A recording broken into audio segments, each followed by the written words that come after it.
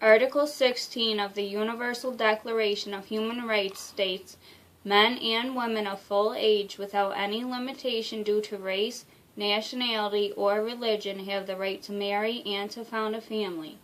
They are entitled to equal rights as to marriage, during marriage, and at its dissolution."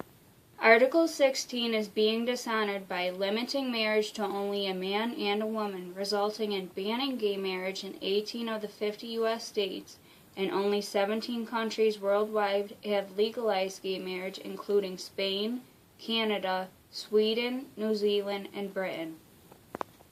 Consequences of marriage inequality include housing discrimination, including wrongful evictions, employment loss and discrimination battles, custody and adoptive issues, legal representation in health matters, or partners not receiving survivor benefits in the case of death.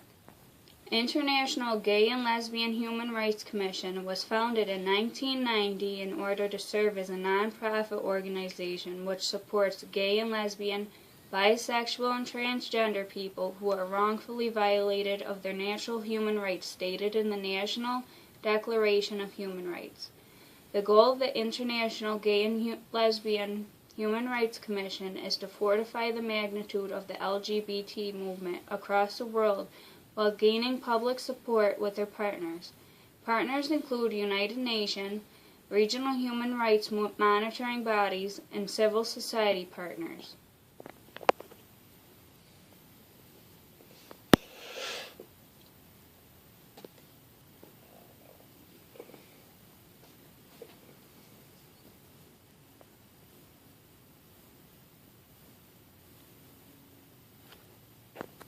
The IGLHRC fights to prove LGBT people have the universal human rights stated in the Declaration, including marriage equality and its discrimination-free lifestyles for all, working towards solutions around the world. The Human Rights Council has taken fundamental step forward by reaffirming one of the United Nations' key principles, that everyone is equal in dignity and rights, said Jessica Stern, Executive Director of IGLHRC. IGLHRC opposes discrimination in civil marriage laws based on sexual orientation or gender identity and asks states to recognize families of choice across borders where necessary. States should not discriminate against minority groups based on identity.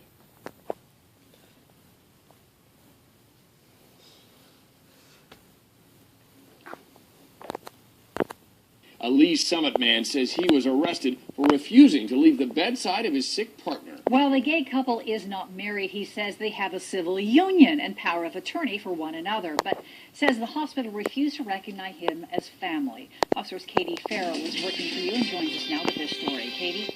Roger Gorley says when he got to the hospital late yesterday afternoon, a family member of his partner, Alan, asked him to leave. When he wouldn't, he says he was forcibly removed by security, something he says would have never happened if he and Alan were man and wife. Roger Gorley was brought out of this hospital in cuffs Tuesday afternoon. They dragged him to the floor. His glasses were knocked off. His hearing aids fell out of both ears. I was not recognized as being the husband. I wasn't recognized as being the partner. While not legally recognized as a couple, Gorley says he and his husband, Alan, have been in a civil union for nearly 5 years and make medical decisions for each other.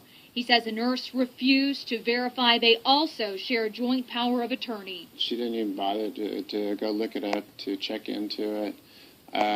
He's been at the psychiatric unit part several times. His son-in-law, Adam, says because the couple is gay, they aren't extended the same rights. But in 2010, President Obama ordered hospitals allow visitation rights to same-sex partners. He simply refused to leave his partner's side, and if I was in the hospital and my wife was laying in bed and I was asked to leave her, I absolutely wouldn't do it either. Research Medical says it can't talk specifically about this case, but in a statement said, quote, "We believe involving the family is an important part of the patient care process, and the patient's needs are always our first priority. When anyone becomes disruptive to providing the necessary patient care, We involve our security team to help calm the situation and to protect our patients and staff. If the situation continues to escalate, we have no choice but to request police assistance, end quote. Research says it does not discriminate based on sexual orientation or race. Gorley says he just wants to be treated fairly. All we want is equal rights. Now, Gorley has a restraining order currently because of yesterday's incident from the hospital. That's against him, which means he is barred from visiting the man he calls his husband. The president's mandate says hospitals do have to allow patients to decide who can visit them and prohibits discrimination based on sexual orientation.